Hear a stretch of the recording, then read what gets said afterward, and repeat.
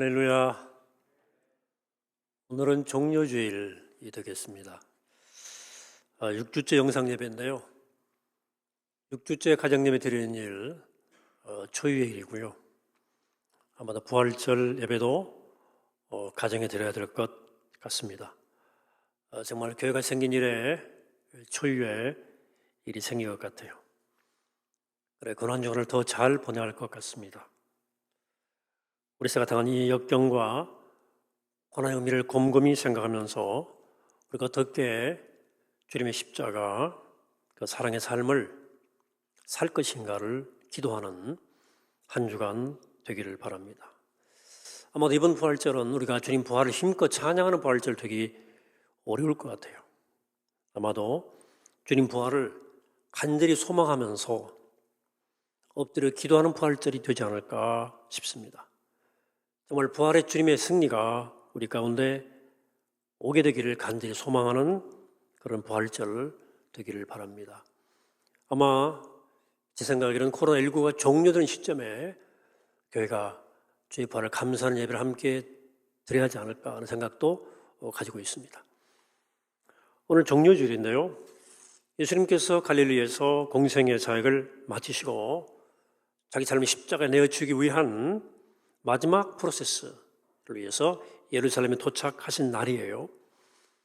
예수님께서 나귀를 타고 입성하셨는데 많은 사람들이 종려나무 가지, 파암트리를 가지 꺾어서 환영했던 사건을 기억하려는 목적으로 전통적으로 지킨 소위 밤선데이 종료주일입니다.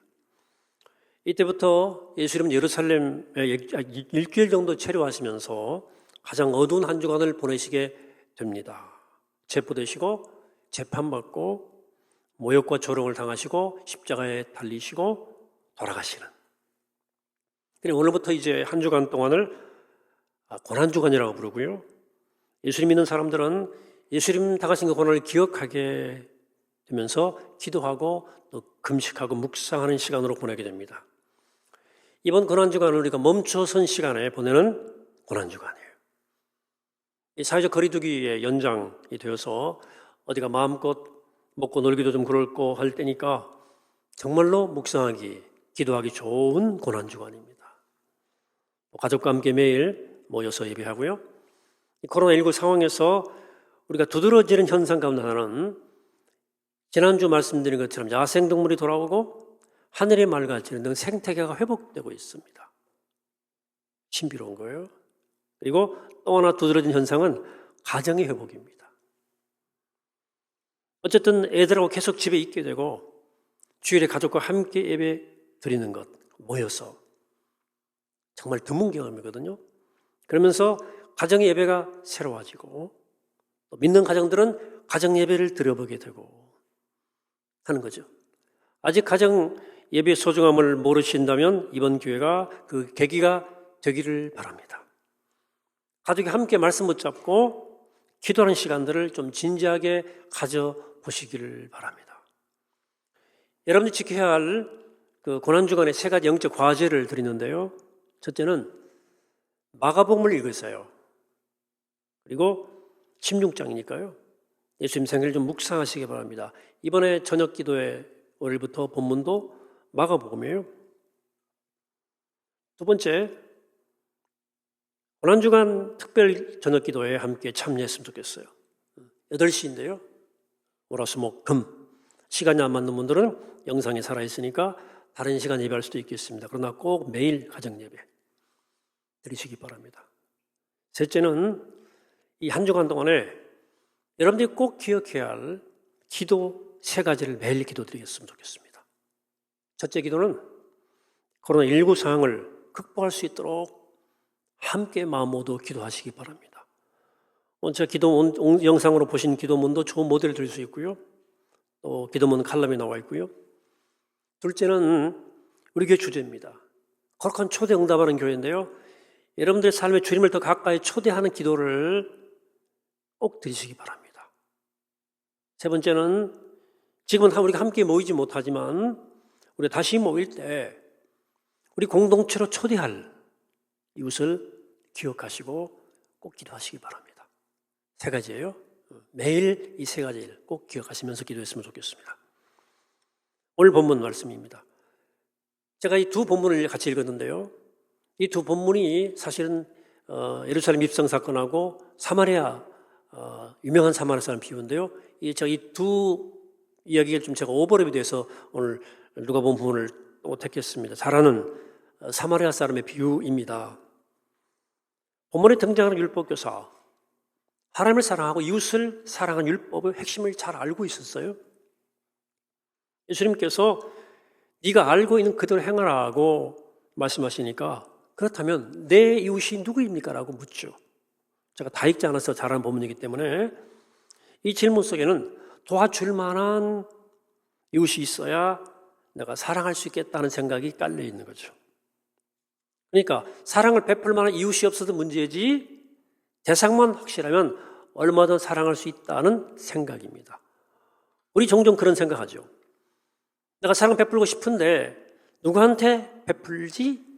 저런 사람한테 도움을 줘봐야 밑받침 적이 물 붓기 아니야? 저런 사람은 도움받을 자격이 없고 저 사람은 친구도 있고 가족도 있고 외로운 사람도 아닌데 그러다 보면 사랑을 베풀 사람이 없네. 우리는 이렇게 사랑을 실천하지 않는 이유를 대상으로 돌리는 습관이 있죠. 율법 교사의 태도 속에서도 이것이 고스란히 드러납니다. 예수님은 누가 내 이웃이냐 묻는 율법 교사에게 사마리아인의 이야기를 들려주신 다음에 36절에서 이렇게 되묻습니다. 누가 강도 만난 사람에게 이웃이 되어 주었다고 생각하니? 보십시오. 이웃사랑에 대한 접근의 초점이 근본적으로 달라요. 이웃이 되어 준다는 표현에 담긴 의미를 꼭 붙잡으셔야 됩니다. 사랑은 이웃이 되어 주는 일이지 사랑받을 만한 이웃을 찾는 일이 아니라는 거예요. 사랑은 대상의 문제가 아니고 나의 문제라는 거예요. 사랑을 베풀 만한 이웃을 찾는 것이 중요한 것이 아니라 그가 누구이든 내가 그의 이웃이 되어 줄 수 있는가가 중요한 거예요. 율법교사는 내 이웃이 누구입니까? 라고 물었고 예수님은 그가 누구이든 네가 그의 이웃이 되어 주어라 라고 답하신 거예요. 그렇다면 우리 어떻게 누군가의 좋은 이웃이 되어줄 수 있을까요? 오늘 예수님이 주신 이 이야기에 한번 귀를 기울여보게 되기를 바랍니다. 몇 번 타는 본문이지만 복습하는 마음으로 오늘 종료주일에 다시 귀를 기울여 보려고 그럽니다. 여리고로 가는 길목에서 어떤 사람이 강도를 만나서 피 흘리며 죽어가고 있었습니다. 그렇죠? 마침 한 제사장이 그 길을 지나가다가 그 사람 피해 지나가죠. 또 레위 사람도 그것을 지나가지만 역시 피해가요. 이들은 단지 위선자이고 나쁜 사람들이 아닙니다.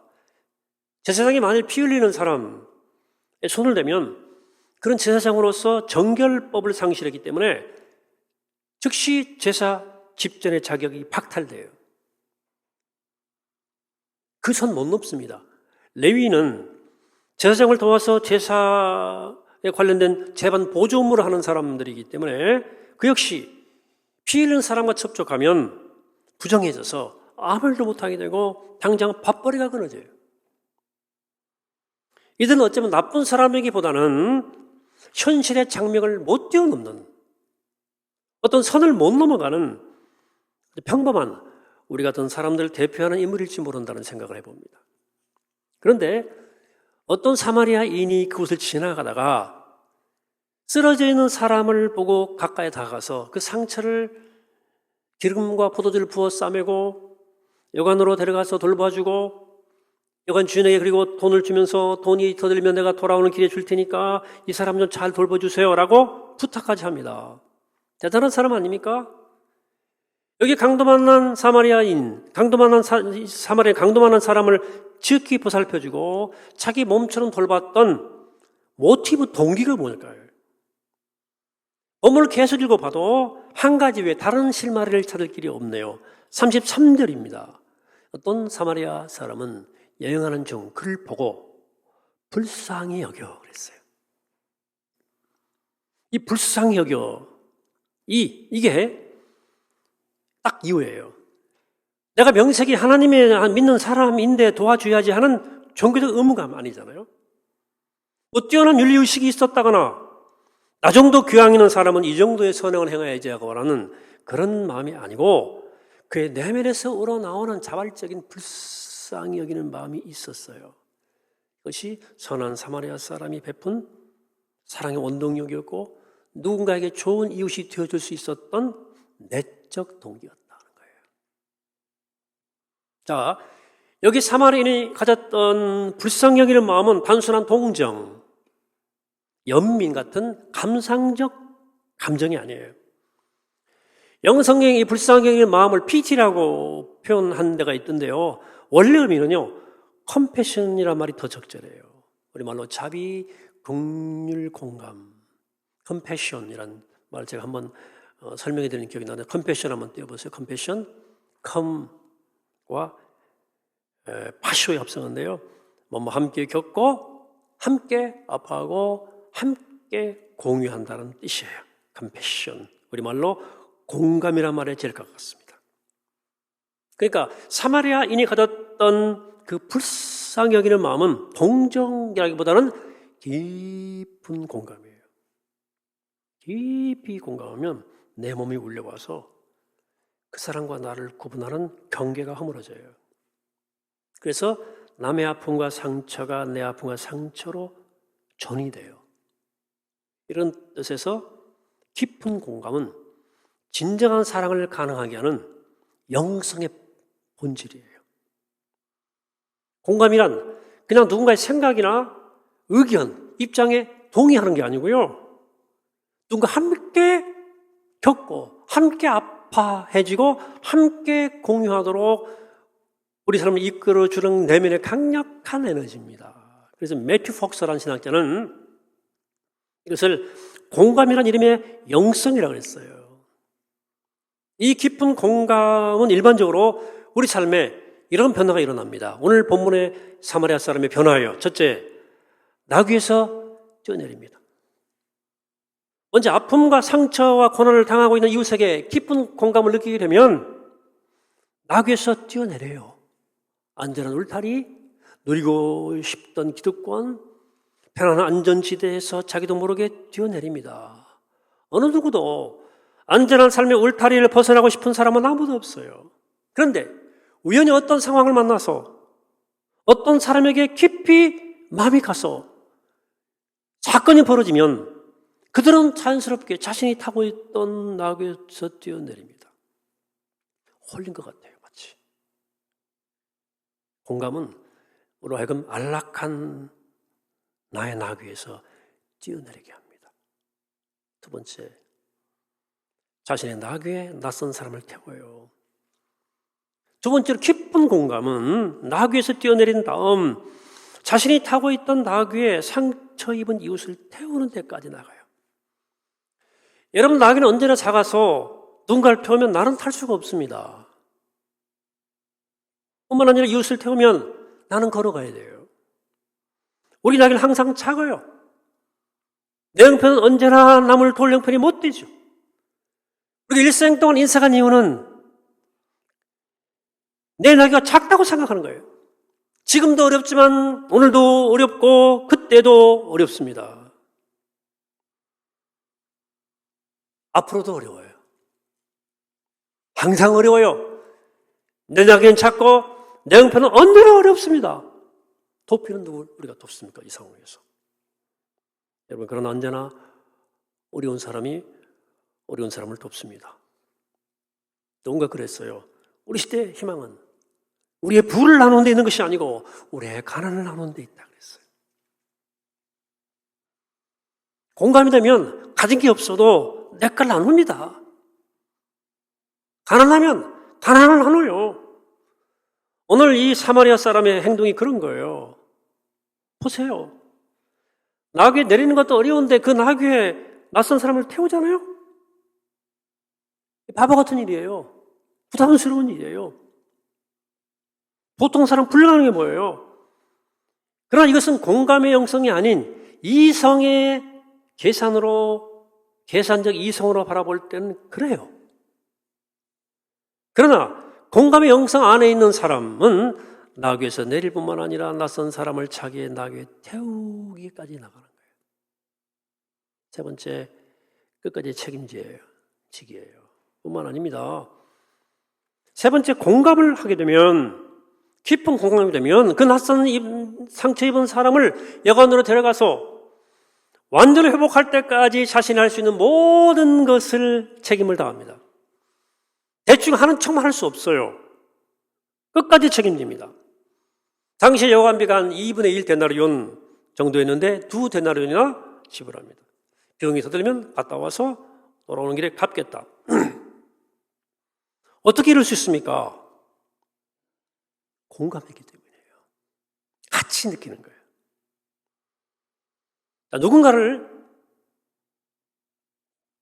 측은연이고 고통을 공감하고 그런 마음으로 바라보고 마음에 깊은 공감이 우러나면 우리 같은 사람은 성인군자를 할 수 있을 것 같은 일들을 해야 됩니다. 여러분도 할 수 있어요. 그래서 2015년 네팔 갔다가 그때 발견한 풀마야 아이 데려왔지 않습니까? 제가 지난주에도 아산병원 가가지고 의사 만나고 그 사진 보여주고 수술 날짜 10월달 받아서 왔어요.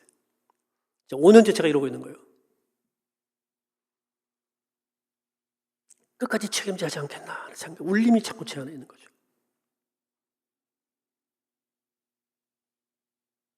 왜? 공감하는 거라는 거예요. 오늘 첫 번째 본문입니다. 오늘 종료주일 얘기죠. 예수님께서 모든 공생의 생을 마무리하시고 죽으시기 위해서 예루살렘으로 들어오셔요. 그때 제일 먼저 하신 일은 다소 엉뚱해 보이지만 매우 상징적인 일입니다. 제자들을 시켜서 새끼 나귀를 끌고 오게 하신 다음에 그 나귀 위에 타세요. 원래 나귀는 작은 동물인데요. 아무도 탄 적이 없던 나귀 새끼라면 탈만한 사람이 탈만한 정도가 아닌 아주 작은 거였을 거예요. 그런데 그 나귀 새끼를 타고 발이 질질 끌리실 정도로 뭔가 어색하고 초라한 모습으로 그 새끼 나귀를 타고 예루살렘으로 들어오시는 거예요. 이 예루살렘 입성의 유일한 목적은 뭐예요? 돌아가시기 위해서요. 십자가 지기 위해서. 죽기 위해서요. 근데 저는 오늘 이 종료주일에 예루살렘 입성하시면서 예루살렘에 예수님이 타셨던 그 나귀하고 이 선한 사마리아 사람이 뛰어내렸던 그 나귀하고 오버랩이 되는데요. 어떻게? 지금 막 올라타신 나귀로부터 주님께서 금방 뛰어내리실 것 같아요. 강도 만나 쓰러져 있는 수많은 인생들을 구하시려고 헐레벌떡 뛰어갔을 것 같아요. 뛰어오시고 가지고 계신 포도주와 기름을 붓고 꽁꽁 싸매주실 것 같습니다. 두 팔로 우리를 안고 당신의 나귀에 태워주실 것이에요. 그리고 여관으로 데려가서 돌봐주시면서 여관 주인에게 말씀하실 겁니다. 이 사람 돌봐줘라. 병이 터들면 내가 돌아오는 길에 터드릴게요. 부탁하실 것만 같아요. 왜 그렇게 하십니까? 우리의 아픔과 상처와 고난을 깊이 아시기 때문에 그렇습니다. 오늘 주님은 종료주일에 나귀를 타셨습니다. 그러나 곧 뛰어내리기 위해 타신 나귀예요. 사람을 태워본 적이 없는 뒷등거리는 나귀를 타시는데, 발을 질질 끄며 나귀를 타시는데 아무것도 모르고 소리를 지르는 군중들 사이로 주님은 깊은 침묵을 머금은 채 조용히 나귀를 타고 쭉 들어오십니다. 그 엉뚱하고 우스꽝스러운 나귀를 타고 가시는 속 깊은 이유를 이제 조금 아는 우리들은 가슴이 좀 먹먹해지면서 그 종려나무 가지를만 흔들면서 환호하는 축제에 동참하기 어렵습니다. 그냥 아무 말 없이 작고 초라한 새끼 나귀를 타고 들어오시는 주님을 바라볼 뿐입니다. 사랑하는 여러분, 이 종료주일 고난주간을 통해서 우리를 향한 하나님의 사랑, 그 깊은 공감에 대해서 한번 묵상하셨으면 좋겠어요. 주님은 정말 우리의 고통 앞에 깊이 공감하세요. 그래 하늘 보자라는 나귀에서 뛰어내리셨어요. 하나님의 자리에서 인간의 자리로 뛰어내려오셨어요. 그 작고 연약한 귀신 들린 사람, 병든 사람, 장녀와 세리, 죄인들 그리고 우리를 태우셨어요.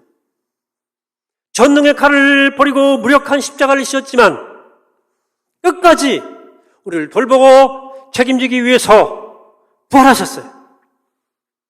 죽음을 이기는 생명을 우리에게 전해주셨습니다. 주님은 그렇게 하시기까지 우리를 사랑하신 거예요.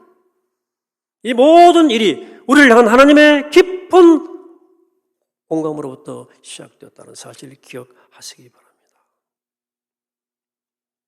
여러분, 하나님을 사랑하고 이웃 사랑하는 것이 말씀의 완성이에요. 그렇잖아요? 우리가 어떻게 하나님을 사랑할 수 있습니까? 어떻게 하나님을 사랑해요?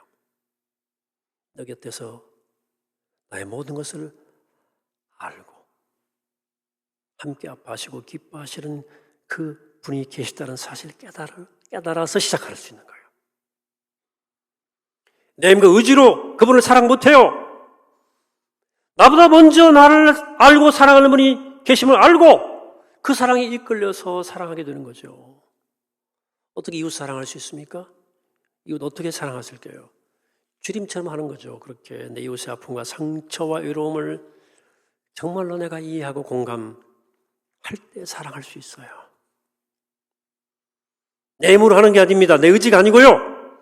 내 안에 있는 깊은 이 그리스도의 마음, 공감의 영성이 그 힘으로 사랑하는 거예요. 여러분, 공감은 하나님의 마음이고 하나님의 눈이고 하나님의 시선입니다. 우리가 이웃을 향해서 어떤 불쌍한 마음, 공감을 느낄 때, 아픔이 느껴올 때 우리는 하나님의 눈으로 그를 바라보는 거예요. 우리가 깊은 공감을 가지고 서로를 대하면 그 공감하는 영성이 나를 바꾸고 너를 바꾸고 공동체를 바꾸고 세상을 바꾸는 거예요. 따라서 깊은 공감 능력이야말로 이 세상을 하나님의 나라로 바꾸는 거룩한 혁명의 영성이에요. 코로나19 바이러스 상황이 우리에게 주는 메시지는 두 가지입니다. 하나는 이 자연 생태계를 돌아보라는 거예요. 다른 하나는 너 이웃을 돌아보라는 거예요. 두 메시지입니다. 생태계와 공감해라. 이웃과 공감해라. 요즘 모이는 예배에 대한 논쟁이 많이 있습니다. 우리 교단 입장은 교회가 세상에 소금과 빛이기 때문에 혹시라도 감염의 진원지가 되어서는 안 된다는 생각이죠. 내가 교회 나와 감염될까 두려워서 예배 안 모이는 게 아니고 우리 모임이 혹시 감염의 통로가 되어서 주행강 가리고 세상에 이웃에 피해를 줄까 봐 그러는 거예요. 여러분, 솔직히 지하철 타고 다니는 것, 또 백화점 가고 슈퍼마켓 가는 것보다도요, 교회 예배가 더 안전할 수 있습니다. 위험하잖아요. 혹시라도 나중에 무서워서 교회 못 나오면 어깨 되기를 바랍니다. 무서워가지고 못 나오는 분들이 있을 수 있어요. 그건 아니죠. 그러나 교회 내에서 감염은 사회적 문제가 돼요. 교회가 가진 사회적 책임 때문에 그런 거예요. 교회는 이웃을 배려해야 되고, 여러분, 교회가 세상을 이해하지 세상이 교회를 이해합니까? 말이 안 되지, 그것은. 누구보다 우리가 이웃과 공감해야 되고 이웃을 사랑해야 하는 것이기 때문에 그러는 거예요. 더 중요한 것은 이 모이는 예배의 원래 목적이에요. 초대교회 때부터 모이는 예배의 자리는 항상 가난한 자와 죄인과 잃어버린 자를 찾기 위한 것이었습니다. 그래, 그들은 모여서 헌금하고 흘러 나누고 봉사하는 것이 모이는 교회의 목적의 중요한 목적이었어요. 그래, 고린도전서에 보면 바울이 고린도 교회에 모이는 예배를 꾸중하는 장면이 나와요. 뭔 장면이죠? 당시에 뭘 가지고 와서 나누지 않고 먼저 홀짝 먹는 사람도 있었어요. 그래, 바울이 그러려면 집에서 먹으라 그랬어요. 그러려면 너 오지 말라는 거예요. 예배 자리에 합당하지 않다는 거예요. 어떻게 그렇게 공감 능력이 없냐? 바라는 사람 배 쫄쫄 굶고 왔는데 너 혼자 도시락 까먹냐? 이런 거예요. 오지 마 그랬어요. 당시 고린도 교회에는 다양한 계층의 사람들이 모여 있었습니다. 가난한 사람들, 노예들, 예배 자리가 축제였어요. 먹을 게 있잖아요. 너무너무 소중한 거예요. 예수님은 실제 세례와 창녀, 죄인들과 함께 식탁을 같이 하셨고 그 속에서 하나님의 나라를 보여준 거예요. 그래서 초대교회는 예수님이 보여주신 이 하나님 나라의 질서를 따라 본을 보였고 세상의 모든 이들을 품고 그들과 함께 식탁을 같이 했습니다. 그 공감과 사랑과 연대 때문에 너무 어마어마한 핍박 가운데도 두려웠지만 그들은 목숨 걸고 형제 자매들이 모여서 손잡고 예배하고 살아갈 용기를 얻고 그 모임을 통해서 성령의 능력으로 다시 태어난 거예요. 그러나 한국교회는 예배는 이미 오래전부터 이웃을 잃어버렸습니다. 사람들을 죄인과 의인으로 나누고 상종할 인간과 상종 못할 사람으로 나누고 우리 안에 담을 쌓고 성을 쌓고 살았어요. 혐오와 배제가 교회 아이콘이에요. 어쩌면 우리는 원래 하나님을 예배하는 예배 공동체 속에 들어있었던 이웃사랑의 정신을 이미 잃어버린지도 모릅니다. 그러다 보니까 이게 모이는 예배를 못하니까 교회가 뭘 할지를 모르는 거예요. 어쩔 줄을 모르는. 여러분 지금 우리가 공감 능력 가지고 주의 사랑과 자비를 세상에 보여줄 때예요. 우리의 찬스예요. 그 모이는 예배를 모이지 못하는 것에 대한 고민만 빠져있는 한국교회. 심지어 지자체 예배 권고, 자제 권고를 종교 탄압이라고 반발하고. 그래서 저는 이 코로나19 사순절 한복판에 그리스도 십자가를 세우자 그랬어요.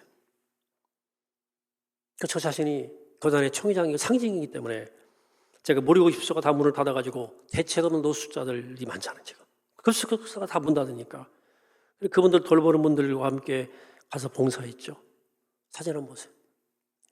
기도하고, 꾸러미 들고 가서, 나눠줬어요. 사실 한 번 한 거예요, 한 번. 했는데, 여러분, 사회적 거리 두기로 인해서 아무도 찾지 않는 이웃을 찾는 일 쉬운 일은 아니더라고요. 그러나 그런 일들이 지금 교회인 우리가 공감 능력을 가지고 세상에 해야 할 일이라고 저는 생각하기 때문에 제가 상징적인 위치이기 때문에 그냥 가서 한 번 한 거예요. 메시지를 보내야 되겠다 생각하고요. 여러분, 종료주의인데요. 작고 연약한 나귀를 타고 초라하게 예루살렘으로 들어가시는 예수님의 모습을 묵상하게 되기를 바랍니다. 그 모습이 보여주는 그 작음, 연약함, 초라함의 이미지가 뭐냐?